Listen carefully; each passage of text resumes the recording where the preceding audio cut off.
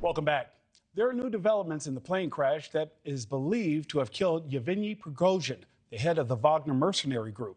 U.S. officials now say there are indications the jet, which crashed in Russia yesterday, was shot out of the sky. You'll remember that was breaking news here on NewsNation Now. Also new this hour, Russian President Vladimir Putin is expressing condolences for Prigozhin and the 9 others killed in that crash. NewsNation's Joe Khalil is live in Washington. Joe, what more are we learning now that we know that Mr. Putin has spoken out?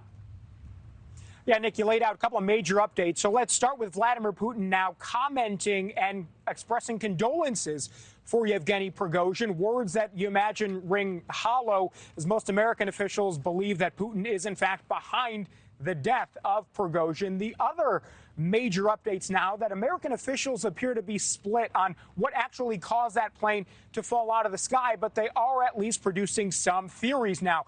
You've got Reuters saying that 2 U.S. officials believe that there was a surface-to-air missile shot from within Russia that knocked this plane down. But you've also got the New York Times citing some other U.S. officials. They believe that there may have been some kind of explosive device that was actually on that plane. Either way, the theories are now coming forward. And again, the American officials, they're putting that back on Vladimir Putin. We know that after that attempted coup back in late June that Prigozhin led with his Wagner group, it was a real embarrassment to Vladimir Putin. In fact, it was the strongest test of Putin's leadership and really the biggest threat that he had faced since he took power in Russia some 20-plus years ago. The fact that Prigozhin was even living in Russia, moving freely, was also a bit of an embarrassment to Vladimir Putin, according to officials that you talked to here in the United States. Earlier today on NewsNation, we spoke with Kurt Volker, former ambassador to NATO and former special representative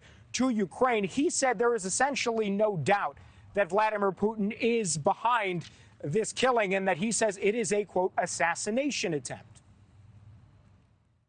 Rebellion against the leadership in Russia 2 months ago weakened Putin dramatically. It showed that there was great discontent in the military and the Wagner group. He and Putin negotiated an end to that uprising on the same day. But that in itself doesn't mean it was over. In Putin's mind, that kind of action is unacceptable. And it was clear to me from that day that he was going to then go ahead and try to kill Prigozhin. So just a quick look here at the flight path. This is Prigozhin's plane. 9 others were also on board when it came down. It was shot down. It started in Moscow on its way to St. Petersburg. We shouldn't say shot down. It's not confirmed yet.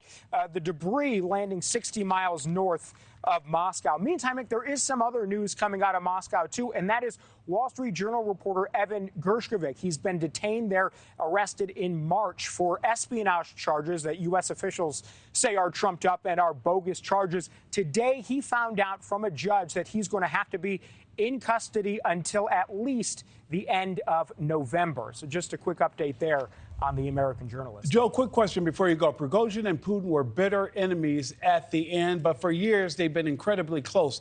What happened that made things go sour? Yeah, they were really strong allies. In fact, Prigozhin came up as someone known as Putin's butcher or Putin's personal chef. He owned a number of restaurants, eventually became an advisor to Putin, and he was really trusted one, eventually leading that Wagner mercenary group. But they had a falling out over the Ukraine war. That's what happened. Prigozhin didn't feel like his mercenaries, his men were being put in the best positions.